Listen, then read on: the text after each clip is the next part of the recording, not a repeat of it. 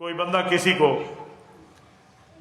اللہ کے نام پہ کوئی چیز مانگے نا تو کہتے ہیں چل لے لے، یہ نظر اللہ ہے، نیاز رسول ہے۔ آپ نے کبھی ان لفظوں پہ غور کیا کہ نظر اللہ کا کیا معنی ہے، نیاز رسول کا کیا معنی ہے؟ نیاز کہتے کیسے ہیں؟ کبھی تو بندہ اس کے مطلب پہ غور کر لے کہ نیاز کسے کہتے ہیں۔ جبین نیاز کس کے سامنے جھکتی ہے ماتھا؟ بولیے کس کے سامنے؟ تو آپ نے نہیں یہاں نیاز رسول کہہ کر تو غیر اللہ کا معاملہ سامنے لا لیا۔ نظر بھی اللہ کی، نیاز بھی اللہ کی۔ دیکھیں رسول اللہ صلی اللہ علیہ وسلم سمیت تمام انبیاء کرام کے رتبے کے بلند اور برتر ہونے میں کسی کو بھی شک نہیں ہے، لیکن جو رتبے خدا کے ہیں نا وہ رتبے صرف خدا کے ہیں۔ مصطفیٰ کی اتنے رتبے ہیں کہ کائنات کے انبیاء بھی ان رتبوں کا مقابلہ نہیں کر سکتے، لیکن اللہ اللہ ہے۔ اللہ کے رتبے اٹھا کر کسی دوسرے کو نہ دیں آپ۔ کئی چیزیں ایسی ہیں جو خالصتاً اللہ کے لیے ہیں۔ دیکھیے جب ہم نیت کرتے ہیں، نیت اللہ اکبر کرتے ہیں، خالصتاً اللہ کے لیے کرتے ہیں۔ سجدے کی نیت خالص اللہ کے لیے، نبی کے لیے نہیں ہے، باوجود ہے کہ نبوت کا کلمہ پڑھایا ہوا۔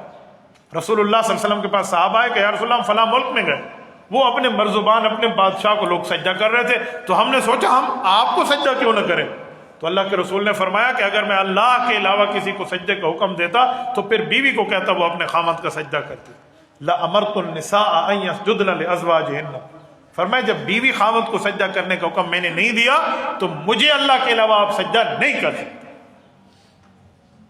پرانی شریعتوں میں سجدہ بمانا سلام کے تھا، پرانی شریعتوں میں، لیکن رسول اللہ کی شریعت میں سجدہ غیر اللہ کو منع۔ قرآن کریم میں نہیں ہے کہ فرشتوں سے اللہ نے کیا فرمایا تھا، حضرت آدم کو کیا کرو؟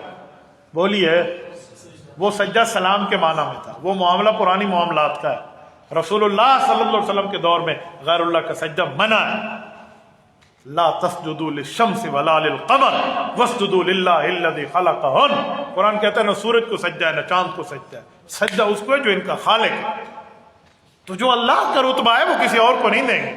یہ جملہ ہم نے کہہ دیا نظر اللہ نیاز رسول، نہ بابا، نظر اللہ نیاز بھی اللہ، نیاز بھی اللہ کی، نظر بھی اللہ کا۔ کیا آپ دوسروں کے چکروں میں معاملات لفظوں کے بول کے کسی غیر مسلم کو آپ ریپرزینٹ کر رہے ہیں؟ ایسے نہیں ہو سکتا۔ میں مثال کے طور پہ سمجھاتا ہوں، جب ہم کوئی چیز ذبح کر رہے ہوتے ہیں، ایک شخص اپنے اس ذبح کا ثواب کسی کو بھیجنا چاہے بھیج سکتا ہے۔ وہ آپ انبیاء کو بھیجیں، اولیاء کو بھیجیں، اصحاب کو بھیجیں، اہل بیت کو بھیجیں، فقیر کو بھیجیں، ماں باپ کو بھیجیں، کسی زندہ کو بھیجیں، کسی فوت شدہ کو بھیجیں، آپ ثواب بھیج سکتے ہیں، بکرے کے ذبح کا یا کسی اور نیکی کا یا کوئی نفل پڑھ کے۔ لیکن جو ذبح ہوگا وہ فقط کس کے لیے ہوگا؟ بولیے، اسی لیے بسم اللہ اللہ اکبر ہے، یہاں کسی اور کا نام نہیں ہے، وہ خالصتاً للہ فی اللہ معاملہ، وہ اللہ کے لیے، غیر اللہ کا معاملہ اس میں نہیں۔ تو لفظ بولنے میں بندہ احتیاط کرے کہ میں لفظ کیسے بول رہا ہوں۔